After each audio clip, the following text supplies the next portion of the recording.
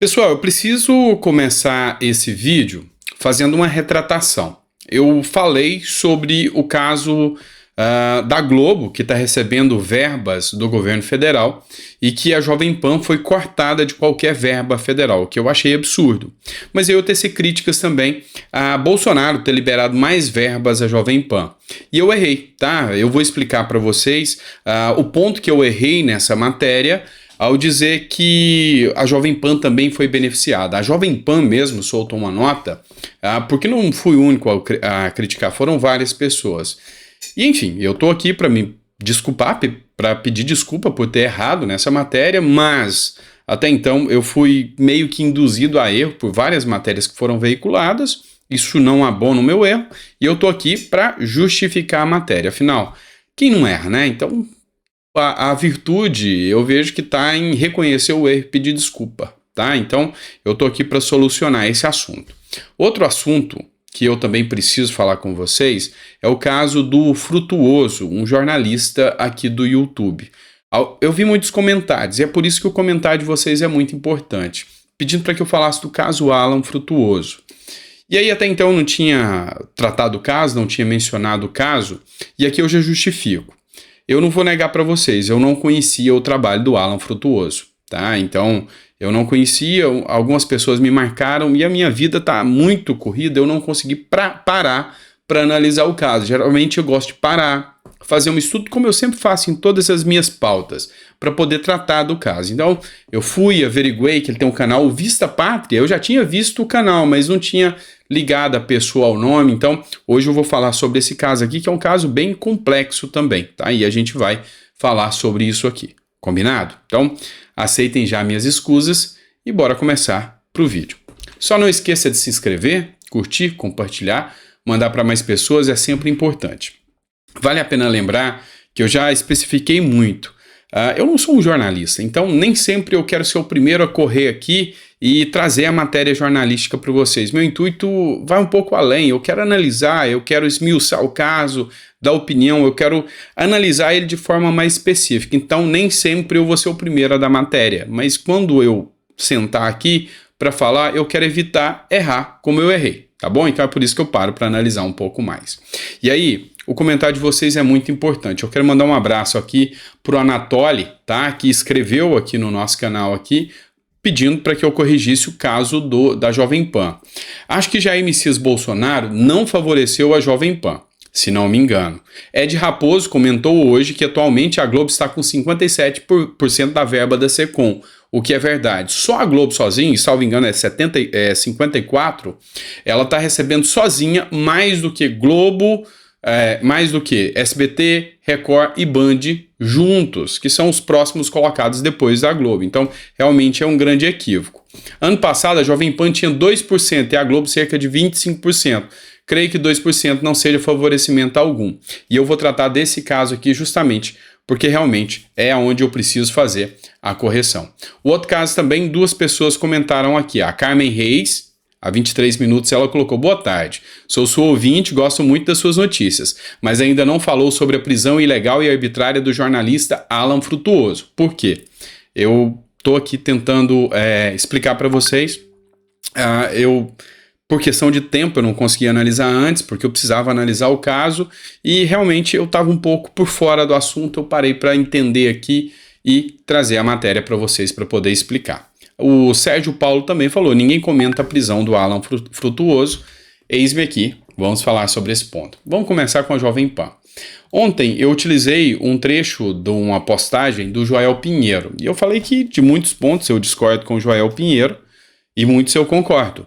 E eu concordei do ponto de vista que Bolsonaro favorecia a Jovem Pan, o que, na minha visão, era errado se houvesse o favorecimento, e também falei que é uma aberração Lula estar favorecendo a Globo, que o dinheiro público não tem que ser utilizado a bel prazer para satisfazer um ou outro presidente de acordo com as intenções pessoais, mas sim ser utilizado a favor do povo. Então, eu errei. Por quê? Porque a Jovem Pan mesmo fez uma nota especificando aqui as verbas de distribuição. Jovem Pan vê verba de publicidade federal desaparecer sob Lula. Especialistas apontam ação ideológica. O grupo de comunicação também esteve longe de figurar entre os principais recebedores de dinheiro no governo do ex-presidente Jair Bolsonaro, recebendo valores inferiores a empresas de comunicação com menos representatividade e audiência. Então, foi uma informação equivocada. Durante a gestão Bolsonaro, eles apresentaram os números aqui também não teve favorecimento, teve outras de representação menor, com menos números, que realmente tiveram mais verba. Outra matéria que a Jovem Pan postou aqui também, tratando sobre o caso, verba do atual governo para rádio, TV e internet não é dividida de forma técnica. Emissora vem sendo atacada porque não recebeu valores que o governo repassa para diversos veículos de comunicação. Eu fui estudar e fui ver matérias de outros jornais falando sobre o caso. As palavras de ódio contra a Jovem Pan são gigantescas. Na própria postagem que o Joel Pinheiro tinha feito, eu voltei para analisar. E a fala dos esquerdistas tem que fechar mesmo, esse jornal espalhou fake news, esse jornal era apoiador do golpe, tem que acabar, tem que encerrar. Não é assim que funciona a regra do jogo. Não. A regra do jogo é fazer análise de cada caso dentro do espectro legal, dentro do devido processo legal, e não se faz censura porque você gosta de um ou de outro candidato.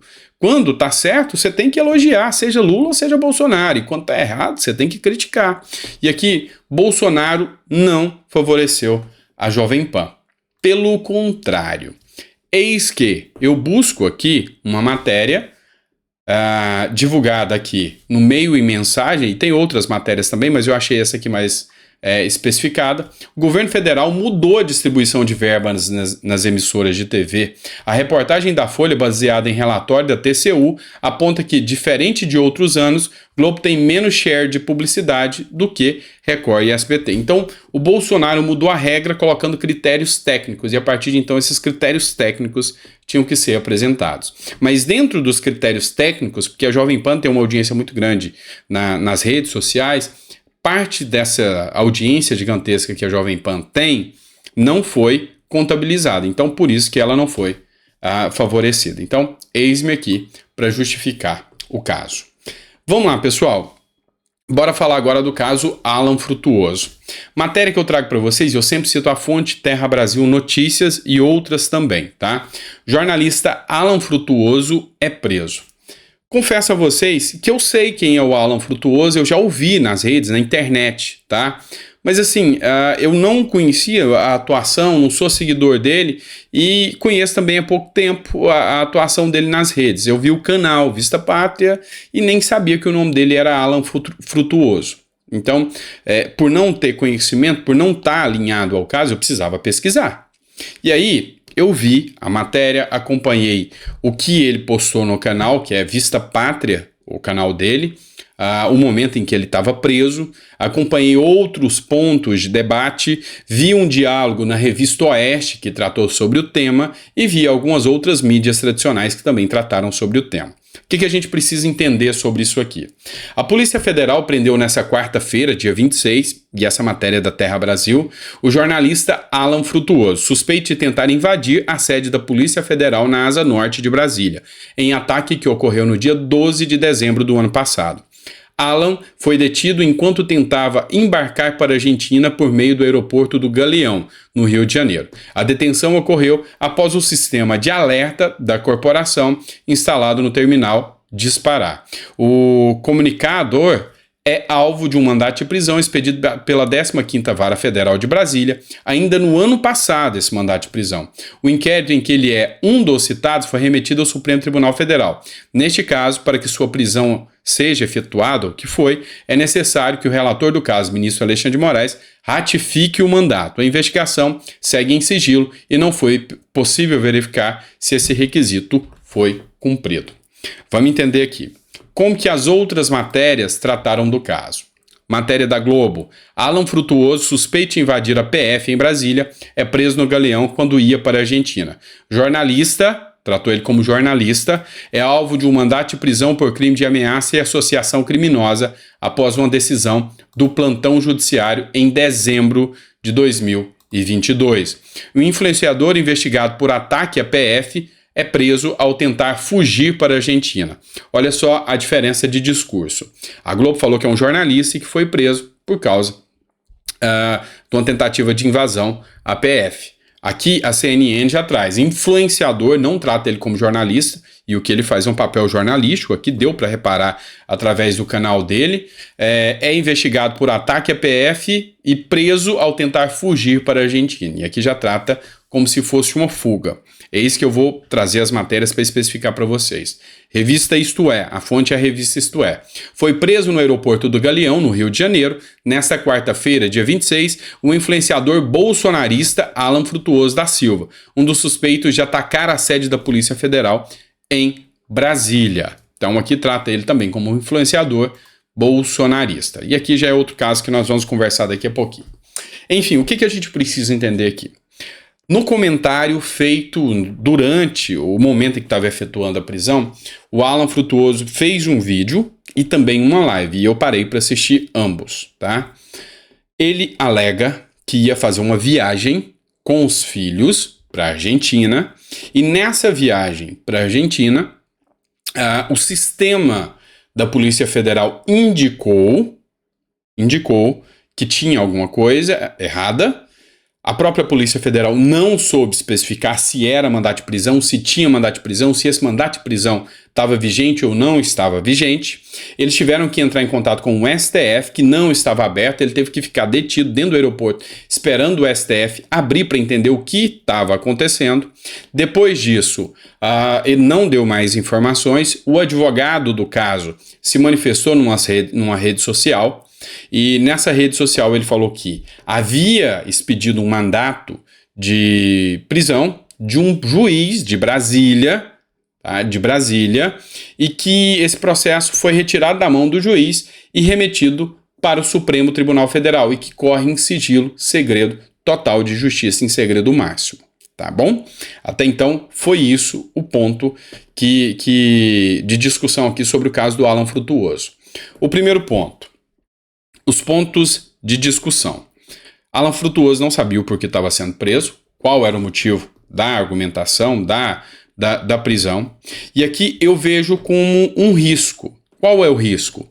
O risco que, quando havia um mandato de prisão expedido e, a partir do momento que esse processo sai da mão desse juiz, ou seja, tira a competência da mão desse juiz, esse mandato perde o valor.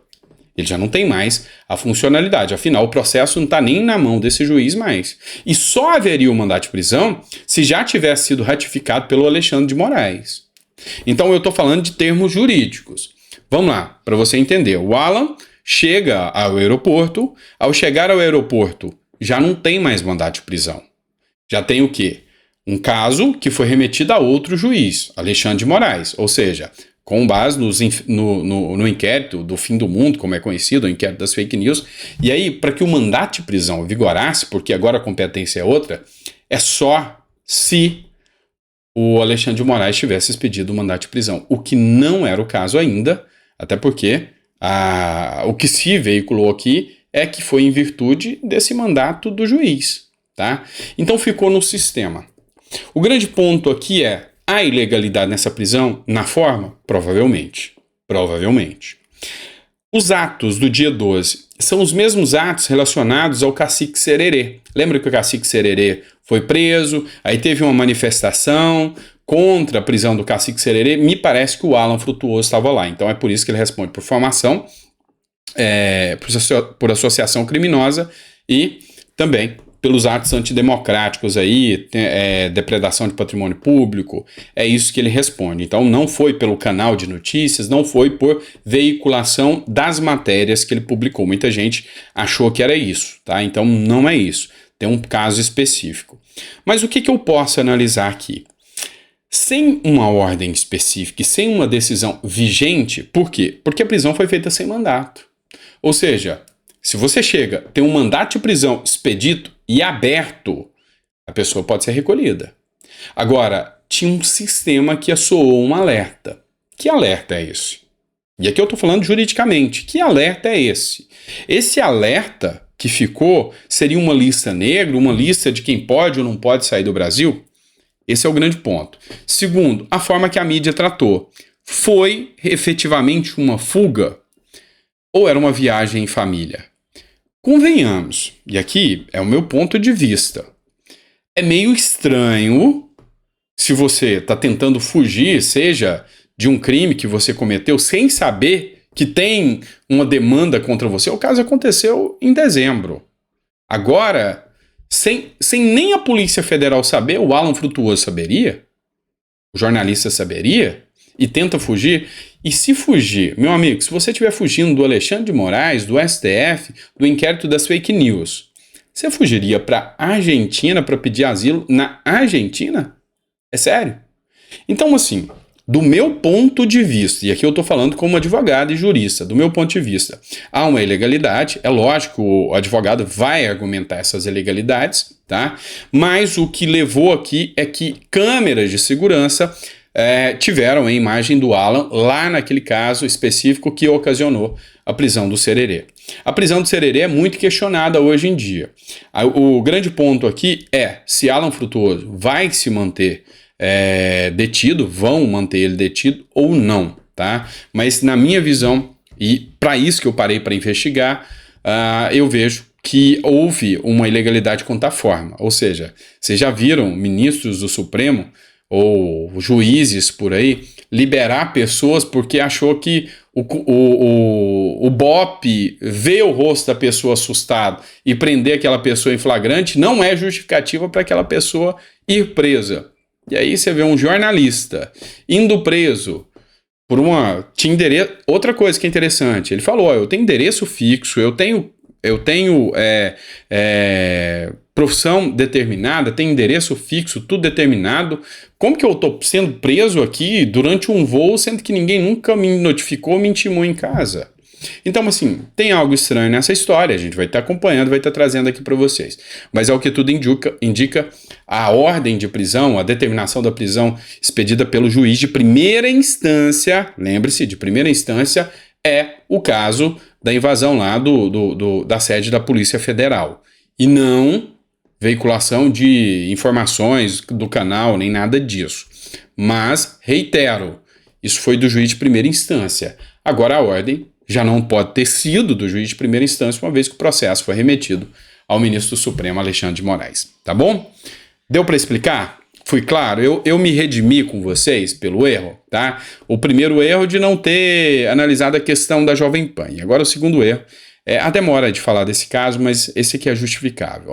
Tive que levar menino no médico, construção que eu estou fazendo, eu trabalho nessa área, o escritório, então é muita coisa. Então, às vezes, alguns pontos eu preciso estar mais preparado para poder falar para vocês, tá certo? Então, espero que a minha desculpa seja aceita. Mas vamos lá, vamos partir para outros pontos agora. Vamos falar de Haddad, tá bom? Essa matéria aqui é da revista Fórum, eu sempre cito a fonte de vocês. Essa matéria é revista Fórum, e aí o título é o seguinte: Haddad detona governo Bolsonaro ao comentar nota da Fitch. Em 6 meses mostramos trabalho. Depois da Standard Poor's, mais uma agência de classificação de risco elevou a nota de crédito do Brasil, a Fitch, que alterou a classificação do país de BB- para BB, o que significa que o Brasil passa a ser tratado como uma economia de perspectiva estável. Eu preciso falar com vocês sobre esse ponto aqui, e aqui dando o meu parecer econômico do caso. Lembrando a vocês que eu sou estudante ainda do MBA em Economia, não está concluído, mas eu já sou mestre em Comércio Internacional, que é voltado à área da economia. Só para especificar que não é uma opinião leiga, é uma opinião de técnica aqui, tá? Uma opinião técnica. Vamos lá. O Haddad tem uma característica nefasta, ruim demais. Se a coisa der certo, ele usa a característica de político, o mérito é meu. Se a coisa é errada, ele aponta a culpa para os outros. Ele faz isso com o Campos Neto o tempo todo. Então, ao ter um resultado positivo na inflação, olha só o quanto eu sou bonzão ao manter os juros altos, que é o reflexo da baixa da inflação. Mas a culpa é do Campos Neto, olha lá o quanto ele é ruim de serviço. É uma característica do Haddad.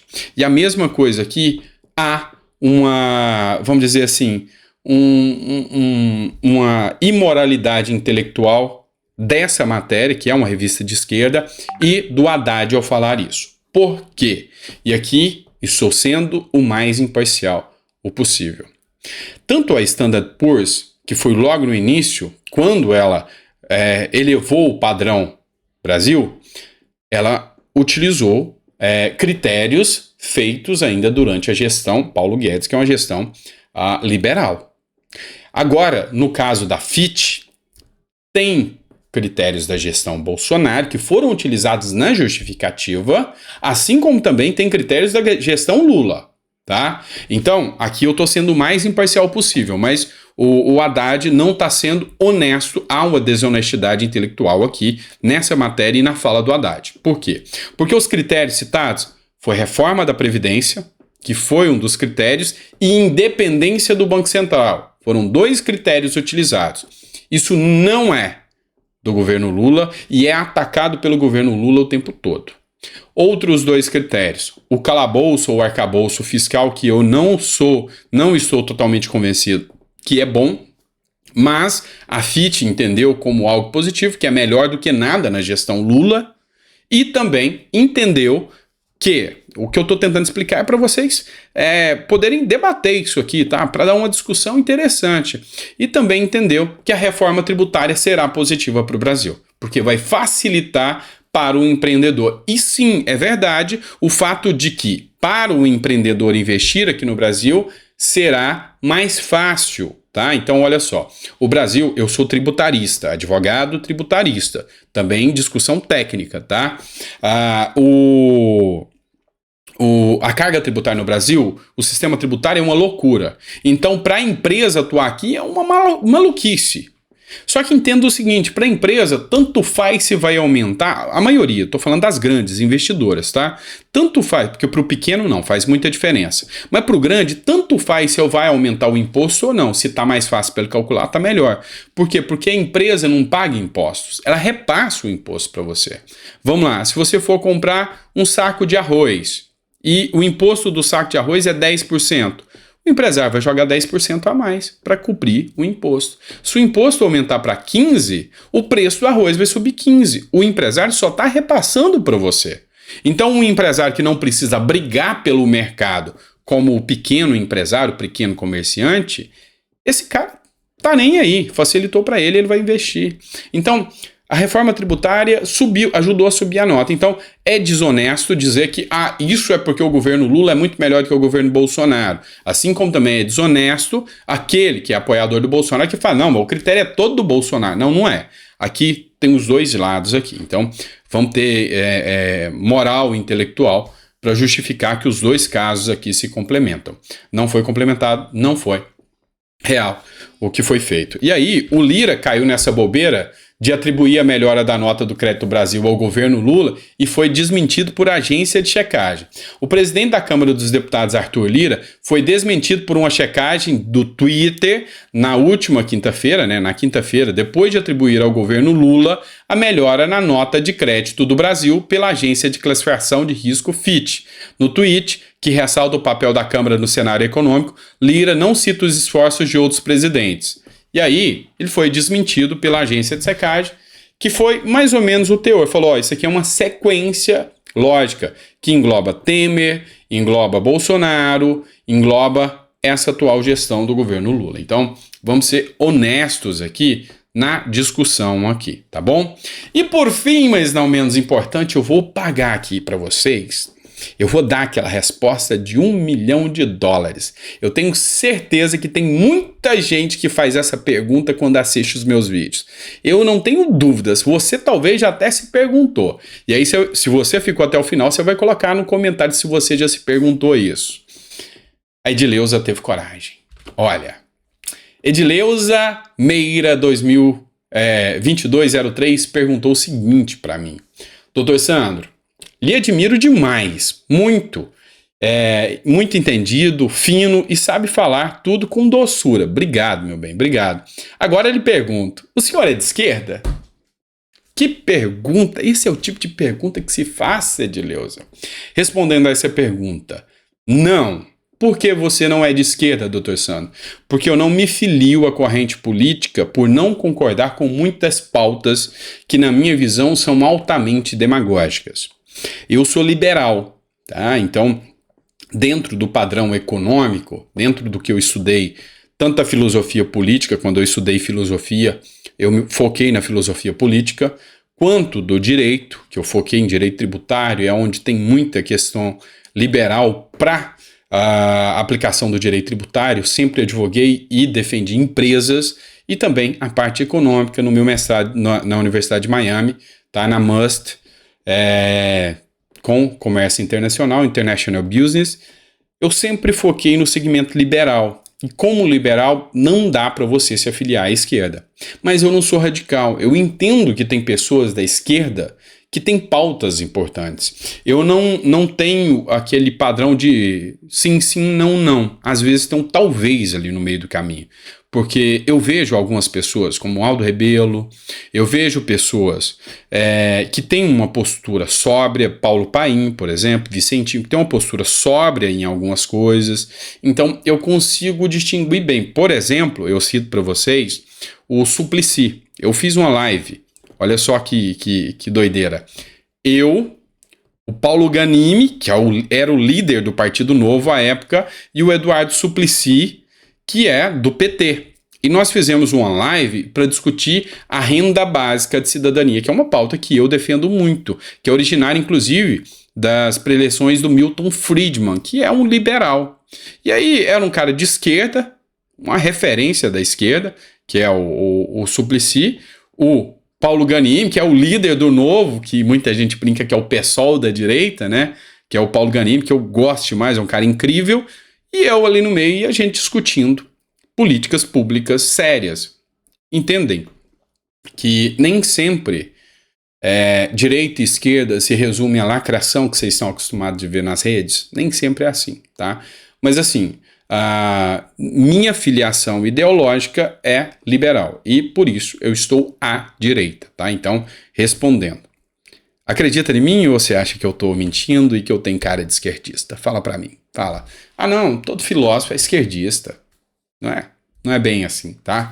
Mas coloca no seu comentário aí se eu te peguei de surpresa ou não. Mas aqui é direita. Não sou radical, mas sou de direita, tá bom?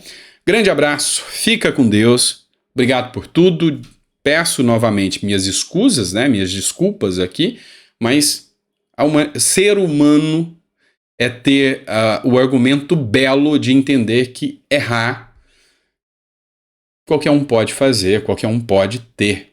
O belo é você reconhecer o erro e entender que você tem que evoluir sempre, consubstanciando na frase, só sei que nada sei. Então, estou em constante aprendizado e vocês me ensinam muito aqui, tá bom? Grande abraço, fica com Deus e até o próximo vídeo.